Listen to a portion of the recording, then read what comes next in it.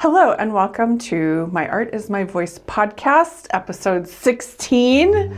I'm Rebecca Danger. I'm Tom Ferry. Do you want to start? Do you want me to start? I have a question for you. Okay, go ahead. I'm not sure you're ready for it. So I've been thinking a lot about what is art and what does it mean to be an artist. Do you think you have a story in your head about what it means to be an artist? And go. Yeah, and go. I believe in the past 5 years I've deleted what answer I thought I had. So what did you have 5 years ago? Because I'd be interested to hear what it was that you've deleted. I think the only true success that I could consider myself being an artist 5 years ago would have been in New York in a gallery. Okay. And that has to do with just the way family members propped me up on that or whatever else. Well, I think it's a society. I mean, this is part of what I've been thinking about is like, what does that mean? Mm-hmm. Like, do you have paintbrushes and you wear an apron all the time and a beret and like you have to be in New York or LA to be successful, or do you even have to be successful as an artist? Is it just like a crazy person? Right. I don't know. It's I don't know either. I don't know. I think the artist is just a label as anything else. I think I've come to a stage in my life where I just want to be a good human and have fun. Yeah, that was ultimately what my And I don't know if was. A gallery in New York is included in that. For me, I don't think I would enjoy that. New York is too people-y for me. No offense to anyone who lives in New York, but I mean, I'm out in the woods alone. Yeah. I mean, like, we were actually sitting in, like, the most exciting thing that happens in our yard is Mr. Danger and I were sitting on the patio and we were like, what is that sound? And all of a sudden, a young deer goes bounding through our yard, and then two of the neighbor dogs come streaking after it. Roar, roar, roar. And then our across the way neighbor's older, chunkier dog was like 2 minutes later, like, roar, roar. And we were like, you're late to the party, bud. Like, that's exciting here. I imagine, like, more than that happens crossing the street in New York City. I mean, this is my story, right? I mean, I did night shows in New York. Did you? It's a hustle bustle. It's a lot. Did you do them in like hotels or Did you get out much or was it really, No, I don't know. It's too big a city. So, I mean, knife shows, that's a little bit different than a gallery, but not necessarily. I put it kind of on the same level, I think, in its own world. So do you think because we're here in Washington in a smaller area, because we both live in smaller towns, Custer's smaller than Blaine, somehow that's like the pinnacle, whereas like if you live in New York, maybe it's even like a not this gallery but this gallery but this gallery, like I don't know. Yeah, I think I'm viewing it more as the experience do I want today or tomorrow or when I do a gallery. I think about like what it means when you say to someone, I'm an artist, and like I was thinking about what each person interprets it as, because I think, like you said, New York is kind of in your mind 5 years ago, even if it's changed now, but like I certainly would think New York gallery opening is somehow a big deal. You've made it as an artist or something. I don't know. It's interesting. Well, I think you've made it in the capitalistic system. I don't know if you've made it in the human happiness system. So then is the definition of artist based on capitalism? I think in our current society, the majority of us do view it based on capitalism. Interesting. I mean, a number of people tell me how lucky I am that I can go follow my own path. Right. That I don't have to work, that I don't have to do a 9-to-5 job. Right. But it doesn't mean I work any less or I'm any happier. Right.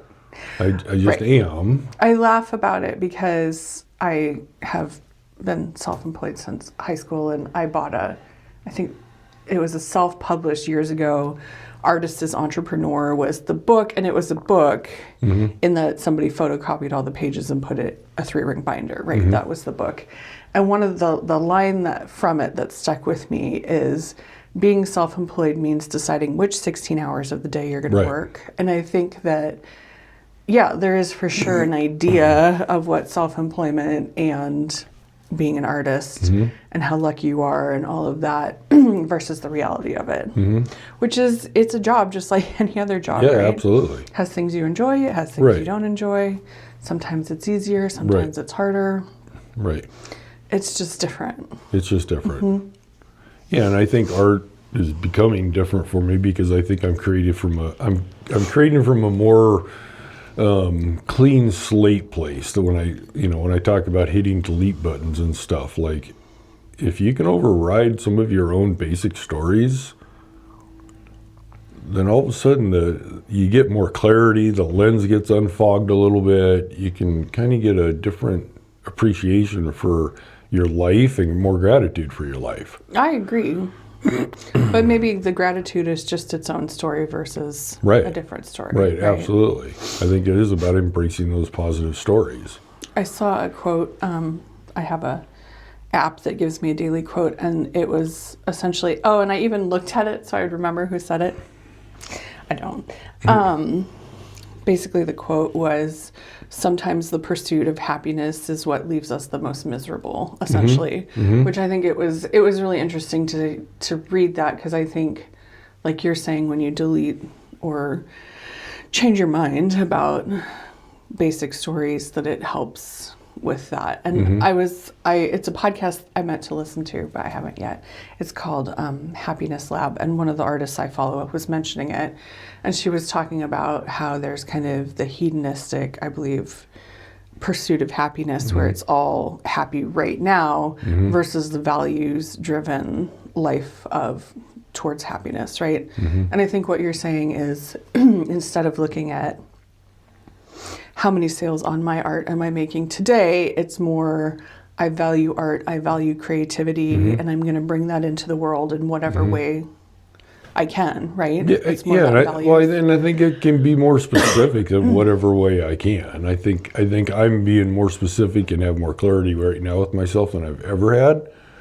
And it's been super interesting because it's also felt super awkward and created quite a bit of anxiety in me. It's just as far as like trying to understand not only what I was doing creatively with my art, but also understanding that a lot of my negative trauma that I've been working on for the past 5 years seems to have cleared up. So that's what I mean by like it's a cleaner slate. And I don't think I'm very used to creating art from a clean slate. I think that's how I created to distract from whatever was going on negatively in my life. I know we've discussed that, I think on the podcast, I think we had one episode where it was like, you felt like you had to create drama to be able to create, and some of the biggest drama that you had in your life created some of the best work. You felt like, my allergies are terrible today. I was just out taking photos in the yard and I'm like, now I can't breathe. So I apologize if I'm losing my voice. No, that's all right. And coughing. Yeah, no, so I think it's just a new place and it is very uncomfortable. And I think probably starting last evening in the studio, I started embracing it pretty strong and like, nope, this is what I'm doing. This is what I want to do. This is how I want to do it. And I'm going to figure the rest out as I go along. I'm not trying to plan it out. I've realized like I don't need to know where I need to be in 6 months. I think that's that quote, right? Like when you're like, this is what will make me happy and I'm going to work towards that. Right. It can make you really miserable. Right. Right? Right. I've been thinking about that too a lot, about like I always have a plan for everything, and it's human nature to have a plan, and you want to know how things are going to work out, and it's a very normal thing, and it's much harder to kind of sit in that I don't know space and just do what you feel like you should. You have to listen to yourself, you have to trust yourself. Right. It's a lot more difficult, but I've been thinking a lot recently about how all of my plans seem to fall flat, and so I'm just trying to work right now with what feels right. And you're right, it's an uncomfortable feeling, isn't it? Like, I mean, I think this is a good idea, right? Well, yeah, I think in some ways we're pushing all of our fears or all of what feels like such a weight on us, we have to kind of just push that aside and surrender it, and just be like, okay, I'll cross that bridge when it gets here. It's interesting. So, do you remember the movie Donnie Darko? Mm-hmm. It's from years 2000s, late 90s. I was in high school when it came out, I think. So, and I graduated in 2002. So, to put a frame on it. And it's definitely a common held, like the self-help groups. There's only two things, fear or love, right? Mm-hmm. But I was actually like just getting out of the shower this morning because I'm working on something right now that's come up. This is the third time in my life that I've been like, this is what I should do. And so I'm finally listening. And so I'm getting ready. That's good. It takes me 20 or 30. Well, this was since 2015. So, we're talking a while. But I was, beating myself up a little bit about like, what would it have looked like if you just started this in 2015 when it came up and you worked actively towards it? And I was thinking how, let's see if I can use adult language. That sounds wrong. But like, if I can put this in words, like, I think about being an artist or a creative, and I've done something or another since I was a musician at 12 and 13 and selling my handmade items at 14 and 15. So I was thinking about how, for me at least, and maybe it's the case for others, like you're saying, that have to know I'm going to do X, Y, and Z, and then I'm going to get to wherever I feel like I want to be. And I was thinking about if I were to advise a younger creative at this point, I would say, do whatever you love, figure out the bills in the background, and if you could just show up in what you love and continue to show up with it, I think over time it would be able to support you in how you need, but be willing and flexible to have another job to help you do your creative thing and just really focus on what you enjoy. Right. Do you feel like growing up you were told to do something that you just enjoyed? No. I don't think anyone that I know was told that. And yet, what else is there? Most of the family would push me away from doing what I enjoy. You have to fit into this box. You have to do the system, which I did. I went, became a welder and had a certification in that. And then I worked on the waterfront construction. Even the knife making somewhat is more fitting in a box, don't you think? I believe that's why I started the knife making to begin with, honestly. It was about fitting in. Yeah, it was a way for me to creatively express my art within a safe arena. And I think that's where it wasn't it could never be a long-term art for me. Right. If you're trying to constantly fit into somebody else's version of what things look like. Yep. Right. I don't know. It's an interesting thing to unpack because I don't know that we're telling people anything different than we've ever told them. Like, if anything with social media, it's almost like there's more stories flying around all the time about what people think about certain things. And, there's certainly ones you can relate to, but then are you relating because like you're trying to fit into a box, right? I don't know. Right. That sounds confusing, but that makes sense, right? Yeah. Like, I don't know. It's an interesting, just artist in general. I've never been comfortable with that term, and I got comfortable with it, and then since we've started the podcast, which is about art, all of a sudden, because now we're supposed to be experts. I don't even know that. Yeah, I don't even know that that's what it is, right? Right. Well, we have episode 46. Yeah, we even within our own heads, we put labels on ourselves, and then we have imposter syndrome issues, and then we have doubts, and those are the fears I talk about. Those little ones that they just don't need to be there, and I have a lot of them. Everyone does. You're not alone. I mean, we were talking before we started filming about social media and how it tends to be the fear camp or the rest of us camp. And I mean, look at where we're at politically and all of it. It is very fear-based on both sides. It's, you know, if that team's in charge, you're going to be in trouble. If that team's in charge, you're going to be in trouble. It's both. Right. So obviously fear works. Right. Which makes sense that you have, all of us have lots of fears, right? Right. I think maybe some of that, just accepting what you're doing in the moment today is kind of that dropping of that fear. Well, even like I was saying, the Donnie Darko movie, they say there's the two, it's fear or love. And I don't know that that's wrong, you know? No, I agree with it. And I think they can both exist at the same time. Well, I mean, what's the... especially as a parent, right? You can react out of love and fear at the same time. So yeah, it's not a black and white, I think, is more important. It's a lot of gray.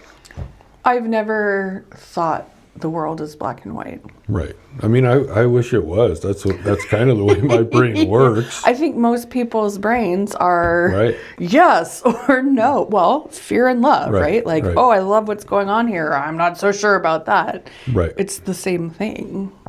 Absolutely. But it's that nuance that really is what's going on, right? That conversation about, well, maybe it's a little bit darker gray, but there's still some light to it, right. you know? Yeah, I think the battles that I particularly take joy in winning within my own head are the ones where the fear is stopping me from being successful. Like there's no, to go knock on somebody's door or go submit to a gallery or go do this or go do that or go volunteer or, whatever that looks like. If I'm fearful about that, or I can come up with a bunch of excuses of why I shouldn't, a lot of times I'll step into it just to step into it. I may step back out. That's okay. Right. But if you try it first, But if you try it, and it's all about your own success, I think one thing that always runs through my head is I don't believe we get a second go around here. No, and I think, even if you do, say, believe in reincarnation, it's a different experience, right? This is what we've got. Yeah. Exactly. This is what you have right now, this moment. Right. So I think for me, like all these labels, anybody can put anything they want on me at this point. I'm very skilled in multiple crafts, arts, all of that type stuff. Right. I could be any of that. And I'm just human. I just enjoy creating cool stuff. Right. I think that's where... And bringing joy to people through those creations. That's the one thing that, like the one sentence that I've written on numerous pieces of art before I started the art was, I creatively illuminate my universe. And that's what it is. Well, and I saw a quote the other day with that, and I think we forget this too. It was essentially, apparently I'm quotey day today, this is funny, but it was essentially the idea that even if you don't bring joy to anyone else, you're just as important that it brings joy to you. Right, and most of the time our own personal joy has such an impact on those around us. That's the other side of it here. Right. The best parenting advice I was ever given was to make sure that you were happy, because all your kids want is for you to be happy. Right. And if you're not happy around them, they're going to blame themselves, and it's going to create that or talk through trauma. it. Tell me why you're not happy. Let's resolve it. But kids don't have that. They don't have the ability. Exactly. They just see mom is unhappy. Right. It must be my fault. Right. Because they're Absolutely. kids, right? Yeah, but that could be your husband, it could be your wife, it could be everybody. I think if it's a more adult, that's different. But Right. for kids specifically, and then how about that? Because I didn't have a happy mom. And I've struggled with my own happiness forever because that was normal. Right. That's why I think it's the best parenting advice. It's not easy, I'm not saying that, but I do what I can to make sure I'm showing up the best for the kids, And sometimes, it's the put on your own oxygen mask first, which just makes me irritated. Did you see that I twitch with it? But it's true at the same time. Yeah.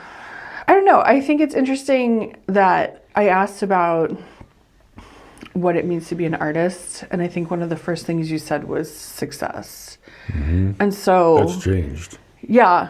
Well, this was today when we were talking. I know, but it's changed for me externally. And when I say that, meaning internally, there was a word that came up before success that I chose not to say. Okay. Tell me what that was. Sacrifice. Interesting. Tell me more about that. It's a lot of sacrifices. Being an artist, or To choose this path. why do you think that? I think if any artist is similar to me, which I think most of us are very much the same creatively, in that we have to create, you do not ever get a chance to establish relationships in a way that are in my head. Like the level of friendships, like I would love to have big barbecues. I don't know if I have 5 friends I'd want to invite. Right, but in my head, it's like a 50-person event, and it's this fun time, and everybody's joyful, and right. So for me, I believe friendships, even in past friendships. I mean, because I think also the path of the artist is growth, whether any of us will admit that or not. It's about curiosity. It's about creativity. So it's about growth, and I have friends from the past that didn't have that same growth. They didn't have that same maturity come with them, so they get left behind, kind of a thing, right? So that makes me sad. So I think that relationships has been a sacrifice for me. I'm laughing at your 50-person barbecue because so it's Saturday. It's the 4th of July. Yep. And we have movie night every Friday, and Maverick our youngest son, read The Hobbit this week. Just this week he read it. He's like that. And he'd tried it in the past and couldn't really get past the language, but this week he's 12, almost 12 and a half, and he could get through it this time. And so we decided to rewatch the first Hobbit movie last night. And all of they're dwarves, right? We're showing up at Bilbo's house and, knocking, and my Mr. Danger was saying to the kids, like, this is how your mom feels when there's any kind of large event at our house. Right. Like, and Bilbo's like, Right. So Enough. like, I think of a 50-person party and I'm like, oh no. So it's funny that's what you like envision. Yeah, I mean, I'm definitely like a promoter personality. I like to have fun. I like to hide by myself. So right. Yeah. But more and more, I am like dedicated to my craft, whatever that craft is. It doesn't. I view it all in one bundle for me. Yeah, I was thinking that creative. If I'm going to put a label on myself other than I'm Rebecca, it would be I'm a creative, right? Like you said, I have multiple skill sets, including I can do some like woodworking stuff and outside of just like the textile stuff, and we've had friends who like can't change a doorknob, and I can do a lot of that stuff too. So yeah, I enjoy making things regardless of, unless it's oil painting. That seems to keep coming up. Did not like that, but just about everything else I really enjoy just working with my hands. And I think especially, I was thinking about this with how technological, tech-y we've gotten, and use that. We've gotten recently, like it's more important to me to be working with my hands than it ever has been. So, and like keeping those practices alive and letting people see like things get made by people. I don't know. It's not, and it's not even like, technology. I just see, for me, it's so much more satisfying to do something with my hands than spend time on the computer. I agree. That being said, I was working on updating I'm switching from a standard website. I mean, not standard, it's a Squarespace site, but like build my own. I'm just switching back to Etsy at this point, and I was working on that last night. So, I mean, I do it too. Right. But well, you have to do it all. I worked on it during movie night because then it was already going and it was more enjoyable. Right. It's that, we talked at coffee this week, that woo way where like the ease of working, the ease of getting things done. I like that. I've been thinking about that too. Awesome. So how did your student show go with well. Yeah. Yeah. Did you? There was a lot of people there. Was there? Okay. A lot of people there. Yeah, everybody shared their ceramic projects. And does that start back up Tuesday for you? I go back into my independent study on Tuesday, so Are I'm you excited about that? I'm excited to get more in depth about the glazing, especially glazing over textures. Is that what you're going to focus on this time, do you think? Yep. Okay. And it's like 10 weeks? Yeah, something like that. Yeah. It's cool. Have you been working between? I mean, do I even need to ask that? No. No, I asked him if I could already fill up the kiln. Yeah. So. Did you get it worked out? Can Yep. you get it? Yep. Good. Yep. We'll go into that. Yeah, no, I think the ceramics has been highly positive for the patients just during the whole process. There's so many steps and time has to go between them. So I think on that, it's just allowed me to look differently as a project. I'm very good at like starting a project, showing up for the project, and pushing through the project and never stopping. Yeah. And, Right. And Right. to kind of be put in a position of being forced to stop because the material itself has been interesting. And definitely at the beginning, more so of staying on task. Like, Interesting. what do I do now? I think it's interesting. I'm relating that back to like how important the hand working with your hands is, because it's that same. Everything with technology is so instantaneous, or for the most part, that I do. But like trees grow at their own pace, and berries grow at their own pace, and whether we like it or not, life goes at its own pace, doesn't it? Yeah, and there's a cycle. There's a growth, and there's I suppose a sleeping stage or a hibernation stage during the winter. Yeah. Yeah, I don't know. I think it's good to mimic that in your own, with your hands, I guess, even. That's, yeah. I thought you had something important to say. I feel like I should, but I don't. No, I'm just kind of, so I'm doing a market next weekend. Awesome. I haven't told you that yet. No, you have not. Which one? Oh, just the Blaine one. Okay. But I'm going to give it a try. And yeah, I committed to, I bought insurance for every Saturday through the end of the year. Wow. So yeah, I'm going to try quilts. I'm going to try selling my quilts. I started to in 2015. That's what that one, this one were. And then again, right after my mom died, I was like, this is it. I'm going to do it. This is the time. I'm going to try selling quilts. And here we are. There you are. Like almost 3 years later. And so, yeah, I wasn't loving the moving goalposts of the online environment. Like we talked about, we had 200 downloads and then got 50 in a day. And it's like, even when that's successful, it is really stressful for my particular personality. And the markets feel so much more controlled. Well, they're personable, and you get the compliments, and you don't have the trolls.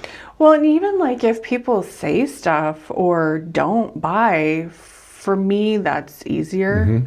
And I am, because I've shown up here with everything. I am working on my Etsy shop. I guess this comes out Wednesday, so it should be ready to go by then. And I'm going to put the quilts in there. And, I did the art last year, and Mr. Danger and I were talking about how I'd really designed that product for 2017, 18, 19 markets.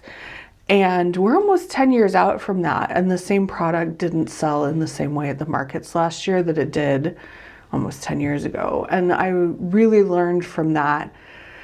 For me, and I know this is a self-worth thing, I'm more comfortable selling that $3 sticker than saying, yes, this quilt is $200. This quilt is $300. That's really uncomfortable for me. And yet, I think as an artist, as a creative, like, you have to get paid for your time. And 1 or 2 sales on that, I mean, you're selling, I mean, if you're selling your quilts at $200, what is that even? Over 100 stickers to make the same. Like, that's a lot of sales. That's that hustle, right? More so. And so, yeah, I don't know. That's where I'm at. Yeah, I think that's where, I think you're right. I think most artists choose one of 2 paths, which is a lot of product at a low price or minimal product at a high price. Right. Well, I don't have minimal. I meant maximum product. No, you're right. I think a lot of people have minimal product Yeah. at a higher price. Right. That's just not personally Right. me. I built 10 Etsy quote listings last night, Right. and I didn't even, there's more that I could pull in. So, but again, some of these have been started in 2015, so it's not a, today thing. Right. So No, it's a quantity game financially. I mean, either you have a lot of customers on this side or you have a few customers on this side, but they're paying a lot more. Right. It's right.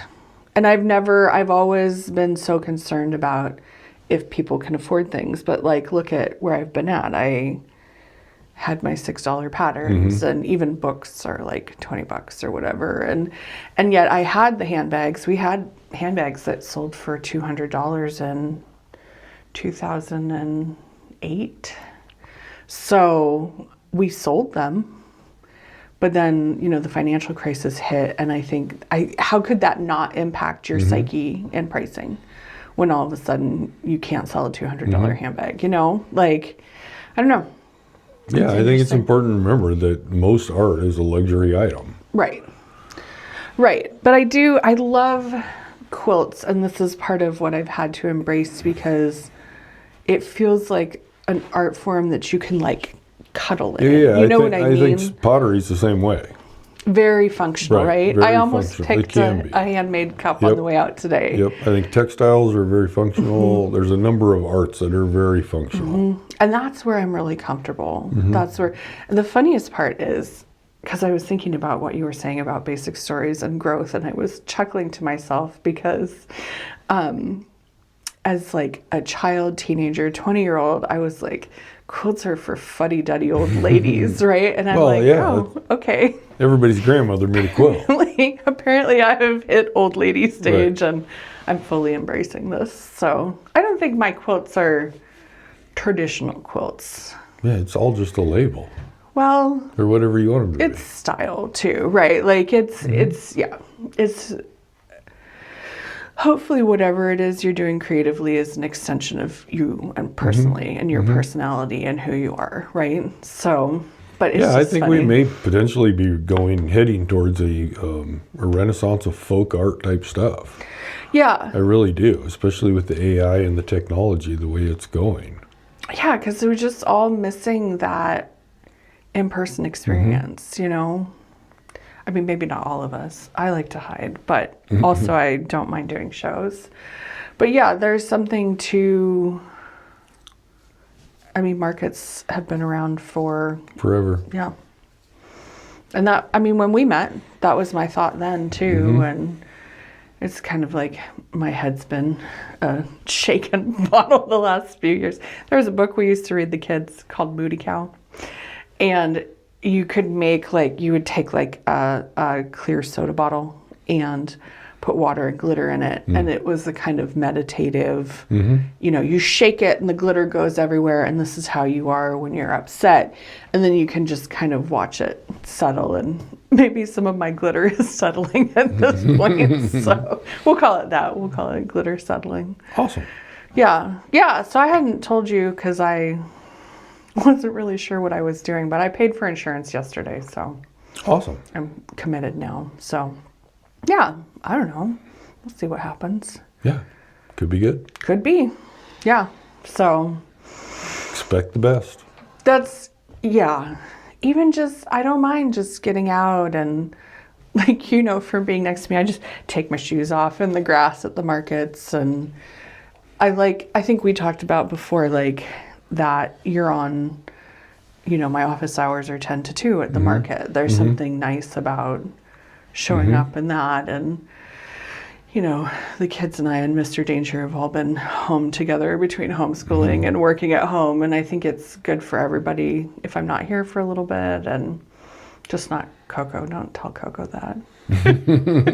We were joking there'd be a poodle on the podcast today, but she's in the house, so. Awesome. Yeah. Exciting. It is exciting. It feels a little bit like I'm just changing direction. You can't not feel like that. Even I guess you could. But, it is thought out, and it has been, you know, I don't know. It's fine. Yeah, you're going to be a quilter this year. Awesome. Apparently. Well, I'm going to have some of the toys too. So kind of matching. They're all together. So you're a textile artist. I'm just me. You're just you. I like that. Gonna lean away from the labels, I think, at this point. So yeah. Yeah, you could sell everything you make there. Well, that was I might do a little bit of painting, and I might paint some like positive quotes, because obviously I like my quotes, and maybe not do the digital ones so much as paint some, and I don't know, we'll see. I know we've talked about like having that marketplace for the things you make, and that's kind of what I'm hoping this becomes for me. And I think I might apply like at Bellingham Farmers Market next year or something, depending on how it goes, and maybe get myself out of Blaine. But I think for right now, this is a really good fit for this year. So, because it's like 7 minutes down the road. And it is nice this time having the studio to back it up. So if somebody were to want to make a custom quilt or something, to be able to have that kind of place. And I'd love at some point to be able to open up a couple days a week and just have sales here too. Awesome. It's probably like every artist's dream, right? But yeah, I think it is. I don't know how it goes, but yeah, I don't know either. I think it may be just the easiest putting an open sign up. Right. And you know, collecting names at the market, and that was what I was thinking of, is like, if I had just done this, because I was talking to Mr. Danger about it, and I was like, am I too far off base with this? And like, why am I changing again? And, but like truly I mean, you've seen it. My mental health has deteriorated being online more. And so I know I need to change that and get back in person. And, we were talking about it, and I was like, am I just like another thing? Am I just trying another thing? But he's like, well, you started with handbags and sewing. Like, sewing has always been foundational for you throughout your whole lifetime. And it was like, oh yeah, I guess you're right. Right. So. But the advantage of Blaine is you can put it all in that booth. Right. There's no rules about just this product or that. Right. And we were in downtown the other day, and I was like, this place, it was really busy on like I think it might be something. interesting for you to combine it all and then see what that sales day looks like. Yeah. I do too. That's a part of where I can kind of do that now and then see where it goes moving forward. So, yeah. But I'm going to have my Etsy shop. So I decided not to do the website because that's a lot of extra work. I think that's a little bit more of me being like, this is what works for me versus I have to have Etsy and Instagram and, you know, my own website. Yeah, I think that's important to recognize what works for you and what works in this moment. Right. And that is success. It is. Yeah, I think you're right. Even if I just show up this weekend and nothing happens, I'm going to feel successful. That's going to feel good. You get to enjoy the marine air. Yes, and all the wasps down there that were there the last time I was. Well, that's a fear. That's a fear. You're not supposed to be embracing the fears. Sorry. Yes, hopefully I'll be on the other side. Okay. No, it'll be good. It'll be good to just get up and out, and yeah, I think it's good. Awesome. But we'll see. And I can always make another choice. Yep. That's the best part. And I had a stack of quilts that I was like, what am I going to do with all these? So you're going to sell them all in Blaine tomorrow. All of them. It's next Saturday. Or next Saturday. Not tomorrow. I mean, maybe. I'm not going to say that won't happen. Well, today's market day for us. Yeah. So yeah. I guess I was thrown off. Yeah. It's between that and me being like, so what is art and an artist? Right. Yeah. Yeah, I don't know. I think it's all art. I think it's all has the potential to be art. Well, so from that... I pick up rocks all the time that are, in my mind, are a piece of art. And, nope. Soup guy. What's his name? Andy Warhol. Okay. I looked at Mr. Danger. He didn't. He looked at me with a blank stare and I got it. But he talked about the business side being an art too, Mm-hmm. which then it kind of, I think that's part of that. Like, what is an artist? Aren't we all kind of like life artists in some ways? We all create. Right. Whether it's Conversation is a creation. just living is really Right. like, Right. so Yeah, no. What do you want to create today? That's the question that we all should ask. What do you want to create today? yeah, I think that's a good point. Yeah, whether it's life, I mean, everyone, you don't necessarily get to create your life situation, but your response to it. But somebody's creating that life situation for you, maybe, and they could have asked themselves that question also. Well, that's true. What do you want to create today? Do you want to create drama for people? You want to create drama for yourself, or do you just want to be joyful and bring somebody else joy? I heard freedom is definitely a word that gets thrown around a lot, and I feel like it can be weaponized. But I heard somebody describing it as freedom is two things. Freedom is freedom from other people, and it's also the freedom to make a better choice, which I thought was interesting because, it's 4th of July and there are fireworks in our area. And Birch Bay in particular has a lot. And Mr. Danger was telling me about a Facebook post that was like, hey guys, we could choose not to shoot fireworks into the bay this year. Right. And a bunch of people were like, freedom. And I was like, well, but you also have the freedom to make a better choice and not put toxic chemicals. And that's also freedom. And that's also wonderful. Right. So, yeah. It is making the better choice is my choice impacting those around me? And I think so. I mean, we talked about this week. Like, Right, because that's people not just don't think right. about Because it. to me, that's no longer freedom. That's more of blank word. I lost my train of thought. That's okay.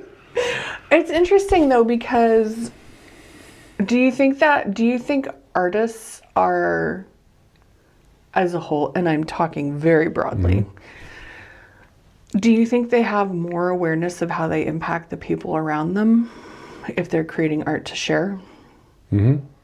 That's interesting. I hadn't thought of that. I think most of them do. Because you're thinking about others. And all of us artists are all humans, so we run the spectrum of what humans are too. I mean, That's fair. I mean, that's the reality of any. that's the reality. I think most of us are just trying to find a way to express ourselves and what that looks like. Yeah. It's interesting. I think about that because I do try and I'm not perfect, but I certainly try and be comforting and helpful to other people. So then that extension to be so drawn to the quilts makes like a lot of sense. And the toys, right? Yeah. I don't know. I was going to call it a minute ago, but then we just kept going. Did we say enough? I think we've said enough. Okay. That's it. So do you want to say anything else? Do you want to promote your website? Yeah, TomFerryStudio.com, Facebook, Instagram. Faceagram. Right, Tom Ferry Studio. And go create something fun. Yeah. And yeah, whether it's for anyone else or just you. I'm keeping it simple, RebeccaDanger.com or Rebecca Danger Instagram, and then RebeccaDanger.etsy.com, but that's through RebeccaDanger.com. There you go. It's just my name over and over again. Over and over. Okay, we're almost to 46. This was 16, so we only have 30 more episodes and we'll find our voice. And thanks for watching, and go make something, and we'll see you again next week. Bye.